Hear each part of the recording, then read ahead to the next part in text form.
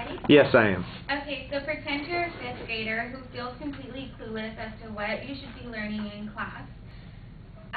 You've never been held back for remedial learning skills, but you've been spoon-fed all of the answers, and this is why you're in fifth grade, but you don't quite understand what you should be learning. So this should be like kind of confusing, and a fifth grader must feel out of place in a situation like this. So today I would like to tell you about the No Child Left Behind Act, its disadvantages, and who it affects. This act was originally proposed by George W. Bush in January 23rd, 2001. According to Wikipedia, No Child Left Behind requires all public schools to annually provide students with a statewide standardized test. Schools that receive Title I funding must make adequate yearly progress in order to receive the funding. For example, this means that each year its fifth graders must do better on the standardized testing than the previous years. Title I fundings are for authorizing professional development, instructional materials, resources to support educational programs, and parental involvement promotions. If a Title I school fails to make yearly progress, it is put on a failing list. This will be published in local papers, and parents are given the choice to transfer their students to a different school. The failing school is then given no more Title I funding and is required to provide special tutoring for their students. Now that I've explained what the No Child Left Behind Act is, let me tell you about some of the disadvantages. An article called Pros and Cons of No Child Left Behind by Deborah White says that all major teacher unions say that this act hasn't been effective in improving education in elementary, middle, and especially in high school, as evidenced by mixed results in standardized tests. As of May 2008, Senate reauthorization has been put on the back burner while legislators think hundreds of reform ideas. Congress likely won't take No Child Left Behind up again until Congress takes office in January 2009. This just goes to prove that the act is actually failing to help students rather than to improve the knowledge of children. No Child Left Behind is also underfunded. The Bush administration has significantly underfunded No Child Left Behind at statewide level, and yet has required states to abide with all provisions of No Child Left Behind or risk of losing federal funding. As a result, most states have been forced to make budget cuts in non-tested school subjects, such as science, foreign languages, social studies, and arts programs, also for books, field trips, and school supplies. If this didn't matter to you before, it should definitely concern you now. These subjects and arts and activities are what children enjoy doing the most. It's what keeps them motivated and wanting to learn and make them well-rounded adults. Now that you know about some of the disadvantages, let's move into who this act is affecting. This act obviously affects children. A child who is behind on a subject and the curriculum is too advanced for his level means that there is a slight chance that he can actually learn and understand the subject being taught. Or, since states set their own standards with their own tests, states can compensate for inadequate student performances by setting low standards and making tests really easy. So schools are just passing children to get the Title I funding. This act also affects teachers because higher teaching qualifications are needed, requiring teachers to have one or often more college degrees in specific subjects, and they must pass different proficiency tests.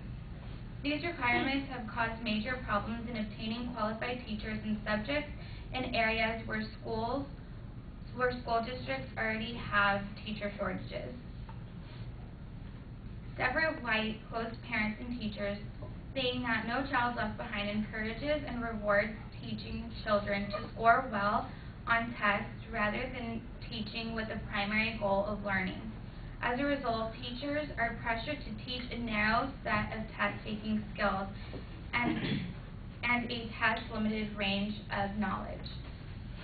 For the reasons previously discussed, I don't think that this act is always fair. It saddens me to think that children are being fed the answers rather than allowing teachers to approach a subject in a different manner where the child can actually understand. Remember that these children are our future, and we should be concerned in educating them. Thanks.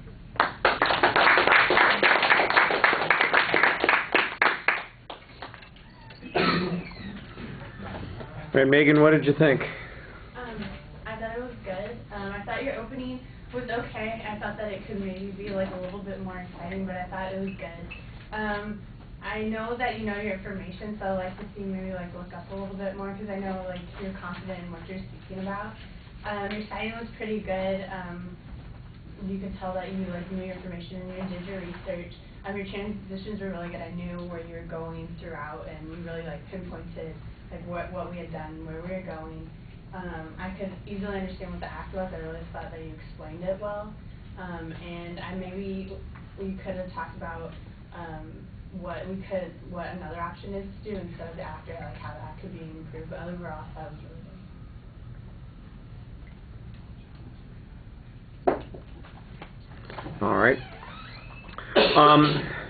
The visualization's okay, but it's not very clear exactly what it is that you are visualizing. I'm trying to see myself as a fifth grader, not knowing what it is I'm supposed to learn, and that's confusing. I think you want to put it in the context of the act. What is it that the act expects the students to learn, for instance, putting up the standards, and then maybe the kids look at the standards and they don't understand what that is. Or give us an example of something that the kids are supposed to know at the end of the fifth grade, but they haven't been exposed to it. I think that would make it a little bit more useful as an introduction. You set up the structure of the speech. Your exact goal, though, is not as clear as it should be. Are you suggesting that we abandon No Child Left Behind, or that it be modified in some way? Or are you just giving us an informative speech about what No Child Left Behind does, and you're giving us one side of the consequences? I think that it's almost an informative speech by nature as a consequence.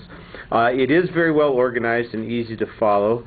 I do think that there are a couple of places where there are big assertions that need some proof. For example, stuff that the schools are manipulating the test results, or that there's a shortage of teachers in particular subject matters.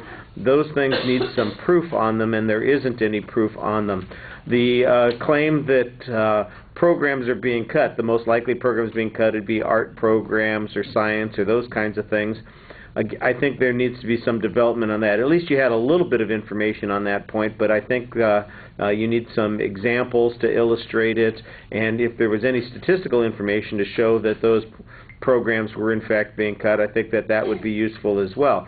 It's strange to me that if the program is underfunded and the big penalty is that they don't get the money, if there's not that much money in the first place, why don't they just blow off the Title I money and do what the heck they want? Because that's an option. They're not required to ask for the Title I money. It seems like it's a big, they're jumping through a bunch of hoops to get something that's underfunded. Why don't they just stop jumping through the hoops? And I think that that's something that needs to be explained a little bit more. Obviously the schools are motivated to get as much money as they possibly can. But if what they've got to do is going to destroy their program, and if they're being successful, they're not in a situation. The Title I schools are the ones that have the biggest problems, though, and they're the ones that have been identified as having insufficiencies. So it's great, for example, that the schools have some of these programs, but what's the problem with what do we do instead of Title I to keep science and art and music in the classroom, but also make sure that students can read, write, and do basic math? Those are the things that mostly motivated Title I, is that we had a lot of people who weren't, or excuse me, Title I's and No Child Left Behind, Those are the things that were motivating this in the first place, that we'd have kids graduating from school that couldn't do the basic kinds of things, and it didn't seem reasonable. So how do we address this? Was it better before we had No Child Left Behind? So I think you've kind of set up a problem and not given us much of a solution. You've identified No Child Left Behind as the problem, and I like the context on it. I just think that you need to prove the negative things of No Child Left Behind a little bit more, and then you need to work a little bit on a solution or an alternative. All right, thank you.